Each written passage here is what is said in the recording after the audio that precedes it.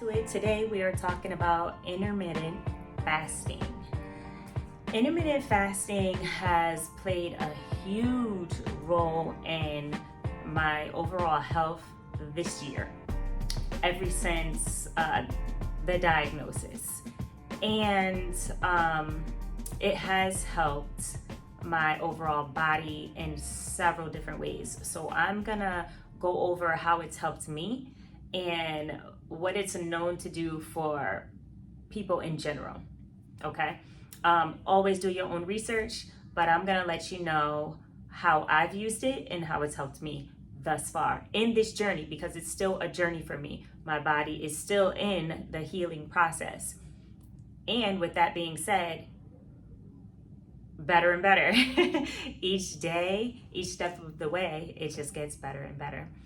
So, how I use intermittent fasting. So there are several things to know about it. For the first thing, I made it a lifestyle.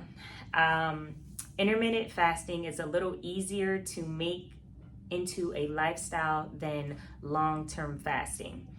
So some people call it restricted eating, like time restricted eating, or maybe they'll just skip breakfast just to have a longer window that they go without eating. And so I did that. Breakfast used to be my favorite meal of the day. Wake up and have a nice sugary bowl of cereal.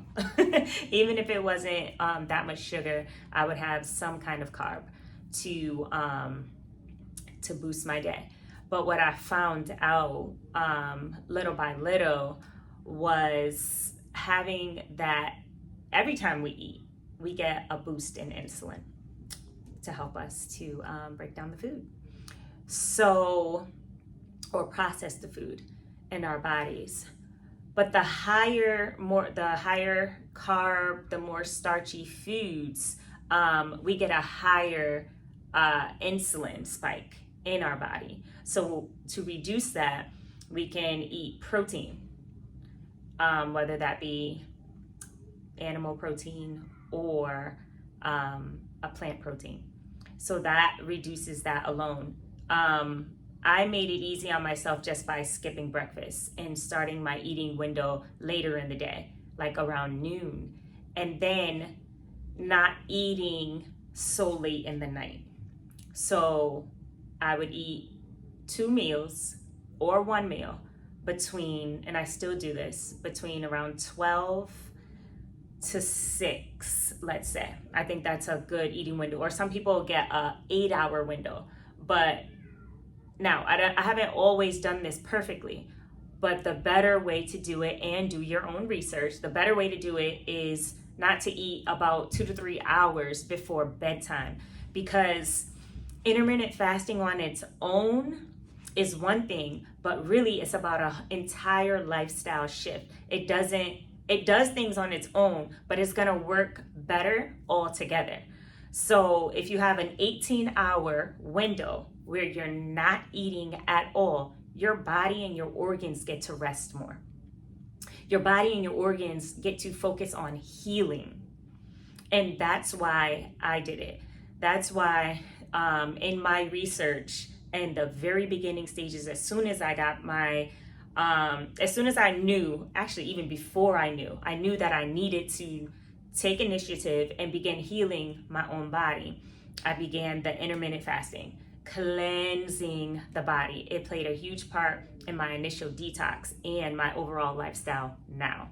Just eating the right kind of foods for my body, eating less food so that my body can spend time healing itself. Because there are important functions that the body has to clear itself out and begin the healing process. Okay, I mentioned getting rest, because an important part of healing is it happens when we're sleeping. So getting the proper rest, like a dark room, and not eating so late in the night helps our body to rest. Also, I said dark room, like cutting out those bright lights and blue lights, getting your house as dark as possible, preparing yourself for bedtime. So one thing that I've started to do is cutting off my phone, putting it outside the room. I don't always do it, but I'll dim my light all the way down. That actually works better for me because now I use my phone as an alarm, and I have different alarms on also. So I'll make sure that the light is dimmed all the way down and that I don't put on too many bright lights at nighttime, because it all works hand in hand. So the good sleep and making sure your body is repairing properly in the night goes along with the intermittent fasting, so that your body has more time to do what it does when it's healing. So when we're putting the proper foods in, another part of the intermittent fasting is putting the proper foods in. I talked about reducing the high carbs, the high carbohydrate foods like corn, like sugar, starches, pastas, breads, and just having a much smaller amount of it. So I initially took them completely out. I just didn't deal with them, didn't eat them, said I don't need them. And it's true, I don't really need them because everything has carbohydrates in it. It's just that the pastas, the breads, the starchy cereals, the sugars, you're gonna get all this energy that you don't need that much. You don't need it that much in your body, actually, especially if you're not like a runner or something like that. So, and they're not as nutrient dense. So I opt for more nutrient dense foods, mostly my fruits and vegetables. Every now and then I will have some animal protein. Staying away from inflammatory foods. Dairy tends to be more inflammatory, as well as gluten. Again, do your own research. I saw my naturopath, and she also gave me instructions for how to keep inflammatory foods out of my diet. Going more organic, having meats that are organic as well, grass-fed, not as highly processed, like bison meat. That was a new one for me. Organic grass-fed, I mentioned that.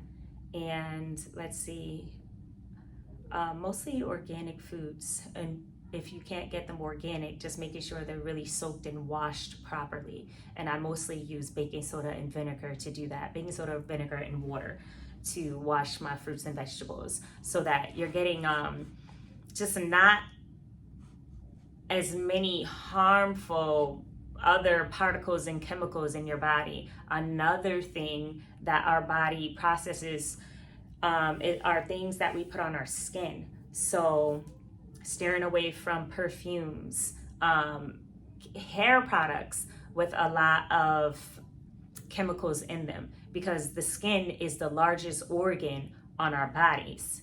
So now I'll just use olive oil or coconut oil, vitamin E oil. I'll use oils. Also, that helps me with lymphatic massages, because the lymphatic system helps to cleanse the waste that's coming out of the body. Rebounding or jump roping, things like that. All these things work together with the intermittent fasting. And they're all things that I do. If not every day, sometimes I have long stretches of doing them. If not every day, just regularly. Meaning like multiple times a week. So the intermittent fasting will help you with better rest. And there are several things just around that. You also want to make sure that you're hydrated, unless you're doing a dry fast, which just means you're not going to consume any water or food. And that has its own benefits in itself, because it puts more of a challenge on the body, and so the body will work harder to clean itself.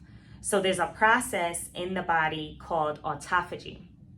And so when the body doesn't have a bunch of sugar And high starch is the process. It's going to work off of the ketones, and it's going to start burning fat faster. And when we get into that process of burning the ketones and then burning the fat, reducing the fat in our bodies is also going to help the hormones. Now, insulin in itself is a hormone. And I mentioned every time we eat, we get an insulin spike. So when we reduce the amount of time that we spend eating, or just how many times a day we're eating in general, if we reduce that down to just that 1 meal a day or that 2 meals a day, our body it's gonna deal with insulin better. So it's gonna improve the insulin sensitivity. And that's the big thing there. At the beginning of the year also, I was at the borderline of pre-diabetic. So I was coming off of the holidays. I had all kinds of sugar and high carbs and cakes and breads. Still eating my high starch breakfasts and eating multiple times a day, snacking a lot. Not big meals, I was snacking a lot. So I had to cut all of that out. Now if I snack, it's gonna be nuts. So in the beginning of the year, another big thing about intermittent fasting is you're gonna lose weight. So with that, I lost 25 pounds right in the beginning of the year. It took me and within 3 months, I lost 25 pounds. And I have not put that back on. So, because I made it into a lifestyle. This is now how I eat on most days.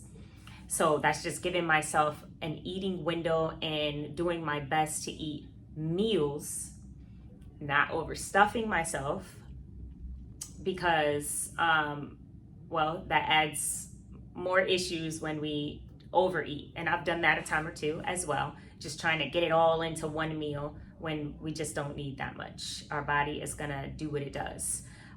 So when we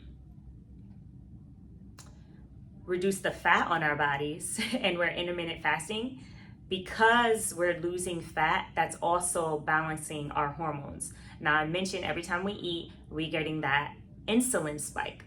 But there are other hormones in the body as well that it's gonna help to balance out, like testosterone, cortisol, estrogen, and a slew of other hormones in the body that intermittent fasting will help to balance out. I wanted to also reduce my estrogen because the breast cancer was driven by estrogen. That was the dominant factor. So intermittent fasting also helps with that. And that's also why I opted to do the intermittent fasting and making that a lifestyle. So autophagy. So that's another big thing. So autophagy is a natural way for the body to do cell repair.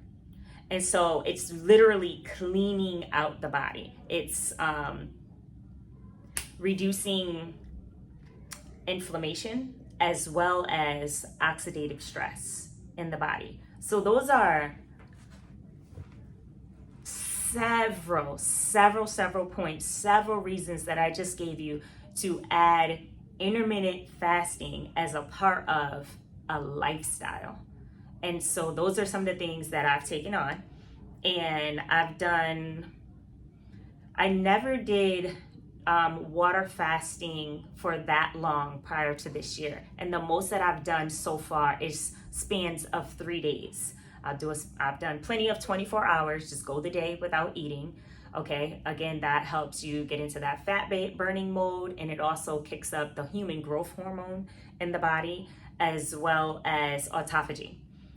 So once you get to, and I can do another video on this on like the longer stretch, like a 3-day dry fast or a 3-day water fast. I've done water fast, not dry fast.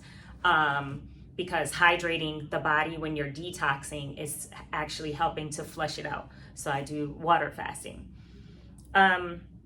So again, it all works together. It's not just one thing. It's eating the right things. It's within a certain window. It's getting in the proper rest.